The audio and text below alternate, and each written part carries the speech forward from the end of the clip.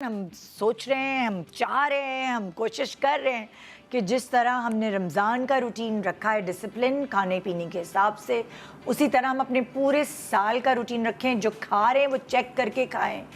अगर हमें लिखना पड़े कि क्या कितना प्रोटीन लेना है, कितना कार्ब्स लेने हैं, जो सब चीज़ें हमारे लिए इम्पॉर्टेंट हैं। सबका वज़न अलग अलग होता है, सबका मेटाबॉलिज्म अलग होता है, सबका BMI भी अलग होता है। अगर हम उस हिसाब से चाहें तो ये वाला जो हल्का फील करना है, जो अच्छा फील करना है, हम पूरे साल भी फील कर सकते हैं। इस टॉपिक के ऊपर हम बात करें। मैंने ब्रेक पे जाने से पहले एक चीज़ डॉक्टर साहिबा से पूछनी थी, वो ये कि जो आपकी क्रेविंग्स हैं, मीठे की क्रेविंग, चावल की क्रेविंग, रोटी की क्रेविंग, वो चीज़ें, कभी कभार आलू की क्रेविंग, बहुत सारे लोगों को अलग अलग क्रेविंग्स होती हैं। तो ये जो मोटी मोटी चीज़ें हैं, इनकी सब्स्टिट्यूट्स बता सकते हैं कि क्रेविंग्स ना हो? देखो, पहले तो एक थोड़ा सा हम ये समझ लें कि क्रेविंग होती है ना, तो आपकी बॉडी की कोई नीड होती है तो क्रेविंग होती है। आपको कार्ब की क्रेविंग है, दैट मीन्स कि आपके एनर्जी लेवल्स, ग्लूकोज इतना अच्छा प्रोड्यूस नहीं हो रहा या अपटेक इतना अच्छा नहीं हो रहा, तो आपकी बॉडी सिग्नल दे रही है। रोटी की क्रेविंग तो बहुत इजी होती है। देखिए, आप इतने सारे ऑप्शंस आ गए, डिफरेंट टाइप के आपके पास आटे मौजूद हैं। आपके पास जैसे आटा जो है, आप जौ का ले लो, चोकर का ले लो, मिक्स ले लो। अब तो ब्रेड्स के इतने ऑप्शन आ गए, सावरडो ब्रेड आ गई हुई है, मल्टीग्रेन ब्रेड्स हैं, हाई प्रोटीन ब्रेड्स हैं। आप रोटी को तो बहुत ईजीली रिप्लेस कर सकते हो। इवन अगर आप चाहते हो कि आप ग्रेन्स सारी निकाल दो, तो हम कहते हैं कि आप रैप्स बना लें। जैसे जो सलाद पत्ता होता है उसको यूज़ कर लें, या कैबेज होती है उसको यूज़ कर लें, तो आप उसके साथ नवाला बना के सालन के साथ ले सकते हैं। तो आपने बिल्कुल ही ग्रेन्स निकाल। लेकिन वो रोटी तो नहीं लगती है, वो तो पत्ता है, उसमें तो ये ऑल्टरनेटिव है। लेकिन मैंने ये भी तो कहा, आटा है ना, जौ की रोटी, बेसन का चीला, ये भी तो कहा, सावरडो है, बेसन का चीला बना सकते हैं। ओट्स के आटे का चीला इतना अच्छा बनता है। बहुत दिनों बाद रोटी खाई, बहुत दिनों बाद मुझे क्रेविंग हो रही थी कि मैं कुछ खाती हूँ ऐसी रोटी, बहुत दिनों से नहीं खाई थी। तो मैंने ना एक इंटरनेट पे देखा, बेसन का पराठा था, ज़रा सा उसमें स्प्रे हुआ हुआ था ऑयल और वो प्याज के साथ। ये कितनी अच्छी एक तरीके से चीज़ भी कि आपको पता है कि मैं खाऊंगी और तबीयत खराब होगी, तो आप कहते हैं मैं अवॉइड कर ले। तो ऑटोमेटिकली आप मेरी क्रेविंग्स की जो है ना वो रेड लग गई कि अब क्रेविंग होगी तो मैं वो याद कर लूंगी, फ्लैशबैक। क्रेविंग होती है बहुत। इसकी आटे वाटे की तो बहुत कम होती है। मीठे वाली हूँ मैं भी, मीठे वाली ना, तो मीठे के भी मेरे लिए एक नशे की तरह है। I know, same. और मैं पूरा दिन, मेरे साथ ये होगा, मैं पूरा दिन इतनी सिस्टमैटिकली डाइट करके चल रही होंगी, रात को बिस्तर पे लेटी ना, बस रेजिस्ट नहीं होता। 3 चॉकलेट्स उठाई, छोटी वाली खा ली।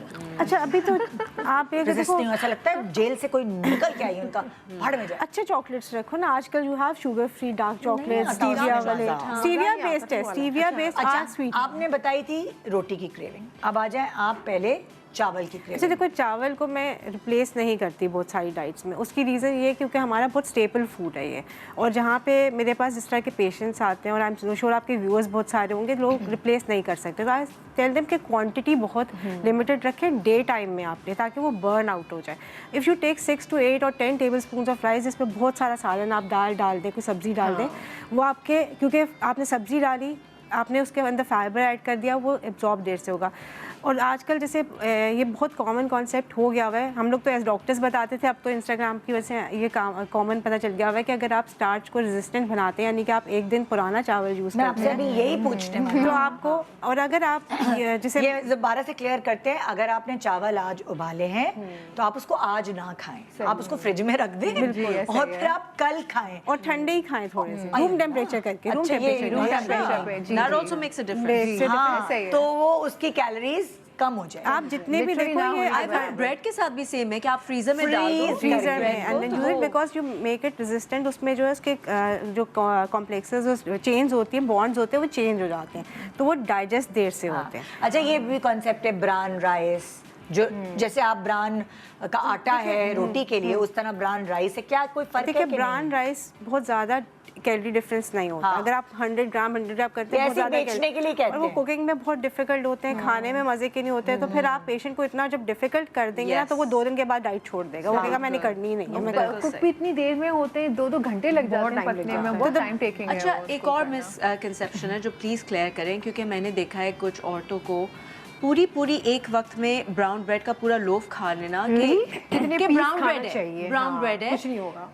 लोगों का ये कॉन्सेप्ट है कि ब्राउन ब्रेड है तो कैलोरीज कम होंगी। दे नीड टू नो कि कैलोरीज उतनी ही है, सिर्फ उसमें फाइबर कंटेंट थोड़ा ज्यादा है Fiber content कंपैरेटिवली, थोड़ा सा कैलोरीज different उतनी जा रही हैं आपके और बॉडी में। थोड़ा सा जो डिफरेंस आता है, जो मेरे पास बहुत कॉमनली पेशेंट्स कहते हैं कि जैसे कैलोरी का क्या, इसमें आपने 2 स्लाइस खाए हैं और ये एक रोटी के बराबर है। The gluten structure actually change, जैसे कि जब आप फर्मेंटेशन करते हैं, हम ब्रेड का डो बनाते हैं तो हम फर्मेंटेशन करते हैं कि उसको रख देते हैं ना थोड़ी देर के, वो खमीर हो जाए, तो उसमें थोड़ा सा ग्लूटेन स्ट्रक्चर चेंज हो जाता है, तो वो पानी नहीं रोकता जिसम में आपके। हम रोटी अच्छा, खाते हैं bloat नहीं ना, करता। ब्लोट नहीं होता। तो आप जैसे रोटी, लोग कहते हैं कि हमने रोटी खाई और हमें लगा कि हम फूल रहे हैं, स्वेलिंग हो, कॉमन कंप्लेन आती है, तो वो ब्राउन ब्रेड या मल्टीग्रेन यूज़ करेंगे उसमें वो कंप्लेन नहीं आएगी आपके। अच्छा